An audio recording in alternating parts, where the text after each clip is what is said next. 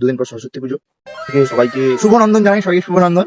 আর একটা কথা বলছি, আগের বছর যে ছিল এই বছর কি সেই আছে না চেঞ্জ হয়ে গেছে? আচ্ছা কমেন্ট করে এটা জানাবে। বড় কথা হচ্ছে, আমরা স্কুলে ঢোকার সময় দেখবেন কিছু কিছু এনসিসির একদম ড্রেস পরা, একদম বুট টুট আটানো, মানে ওরা পাঞ্জাবি শাড়ি কিছু পরবে না, মানে ছেলেরা পাঞ্জাবি পরবে না, মেয়েরা পরবে না, ওরা একদম এনসিসি সেই ইউনিফর্মটা পরে একদম মেন গেটের সামনে কিংবা স্কুলের আনাচে কানাচে গলিতে মিড ডে মিল যাওয়ার যে আগে, বুঝতেই পারছেন যারা আমাদের ওই স্কুলে পড়েছেন তারা জানবেন আমাদের খাড়ি স্কুলে। তো ওখানে কিছু ছেলে নয় ভাই, ছেলেগুলো তো করে না, কিছু কিছু মেয়ে আছে, হাতে কোনো দু চারটা মেয়ে। প্রথমে বলে দেখি ভাই, যারা সত্যি মানে আর্মিতে যাওয়ার মতো যোগ্যতা রাখে, তাদের এত অ্যাটিটিউড তার লোককে দেখায় না, তারা এরকম হয় না সচরাচর, তারা একটা ডিসিপ্লিনে চলে। আর যারা দেখায় ভাই তাদের কোনো ডিসিপ্লিন নেই। গজব বেইজ্জতি है। একটা দায়িত্ব দেওয়া হয়েছে যে এই স্কুলের এই করিডোরে এখানে আসতে দেবে না তোমার বাইরের ছেলেদেরকে বা প্রাক্তন ছাত্রছাত্রীদেরকে। তো তুই আসে, তোর একটা দায়িত্ব দিয়েছে স্যার, তুই আমাকে বলবি যে দাদা এদিকে যাবেন না, এদিকে মানা আছে, ব্যাস আমরা চলে আসবো। তো তুই একদম এই এসপিজি কমান্ডার মতো না ভালো যাবে না, ওদিকে ওদিকে এরকম কেন বলবি? আমার মাথা গরম হয়ে যায় তো। তুই এরকম কেন করে বলবি? তুই কে রে মানা? তুই এটা এনসিসি করিস, তুই এটা ছাত্র, আমি স্কুলের প্রাক্তন ছাত্র। তো আমি যদি ভুল করে চলে গেছি বা ইচ্ছা করে গেছি, তুই अरे कहना क्या चाहते हो? তো দায়িত্ব আছে, তুই বলবি আমাকে।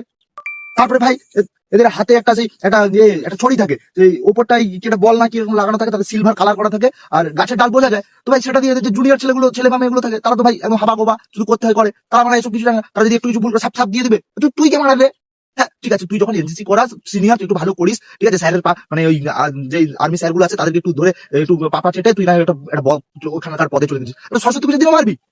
আবার কি কিছু মেয়ে আছে দেখুন, একটা বাঁশি নিয়ে নেবার করে বাজায়। তুই কি সিভিক ভলান্টিয়ার? তুই বাজাবি কলকাতা ট্রাফিক পুলিশ? তুই এরকম সিটি মারবি কেনা? এদের ভাই মানে কি বলবো, এদের হোমগার্ড হওয়ার যোগ্যতা নেই। এরা মানে আছে এসপিজি কমান্ডোর মতো একদম, মানে কি বলবো, হয়তো এসপিজি কমান্ডো এত অ্যালার্ট থাকে না ভাই, প্রধানমন্ত্রীর কাছে গেলে হয়তো এসপিজি কমান্ডো এতটা অ্যালার্ট থাকবে না, কিন্তু মানে তুমি একদম যাই স্কুলে, মানে যেখানে হয়তো পা দেওয়া বারণ, ওরা জানে যে এটা হচ্ছে রেড অ্যালার্ট, এখানে ও তোমাকে একদম সিটি মেরে দেবে, ও সিটি মেরে বলবে এদিকে যাওয়া যাবে না, যাওয়া যাবে না, ভালো করে বলবি তাহলে এদিকে যাওয়া যাবে না। ভালো করে বলছি, আমি যাবো, আমি যদি ভুল করে চলে ইচ্ছা করে যাবো, যদি চলে যাই তুই আমাকে ভালো করে বলবি দাদা এদিকে যাওয়া যাবে। তুই মারা জোর করে কেন বলবি আমাকে?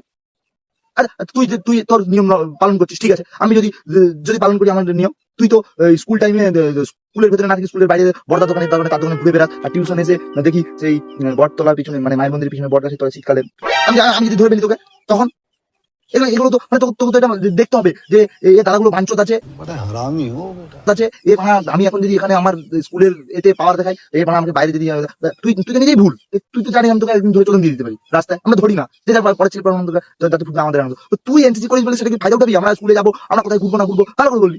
যদি দ্বিতীয়বার যদি আমি শুনেছি তুই এরকম দেখেছি, বা আমি যদি এবারে যাবো যদি দেখি যে এরকম এরকম নকশা ঘাটে লাভ একদম তুই একটা এনসিসি ছাত্রী, তোর একটা ডিসিপ্লিনে থাকার কথা। তুই তা না করে তুই স্কুল এসে তুই সেই হাটপাড়া দিকে ঘুরতে যাবি, আর টিউশন এসে সন্ধ্যাবেলা মলম মাঠের দিকে চলে যাবি। তুই কেন মলম মাঠের দিকে যাবি? তুই পড়তে তুই পড়বি, তুই মলম মাঠের দিকে কেন যাবি? তুই ডিসিপ্লিনের মধ্যে পড়ে।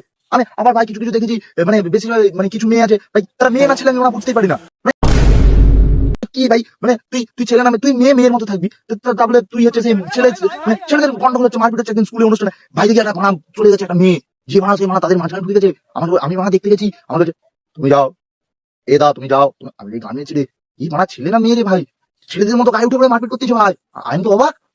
কেন এবার তুই এনসিসি করিস, তোর ডিসিপ্লিনে থাকা উচিত। তা না করে আমি শুনছি দেখি কিছু কিছু মেয়ে তো আবার রিলস করে ভাই, রিলস কে করবে? তো আবির আর মিটি করবে। তুই যদি তাদের মতো মুজরা রিলস করবি, ভালো আর্মি, মানে তুই আর্মির এতে একটা এনসিসি করছিস, একটা ভালো এতে যাবি, একটা ডিসিপ্লিন আছে, একটা আছে, আভিজাত্য আছে, তুই আর্মির মতো রিলস বানাবি যাতে আমার দেখে গর্ব হয়। না তুই তারপরে মিটির মতো কেন রিলস বানাবি? লিপসিং করবি, তুই হিন্দি ঠিক মতো জানিস না, তুই ভুলভাল লিপসিং করবি। আবার তারপরে ভাই কিছু কিছু মেয়ে আছে ওই এনসিসি করে বলে নিজের একটা মাতব্বর ভাই, এখন সিগারেট আর মদ খায় ভাই, আমি জানি কে খায়, বলতে পারবো না।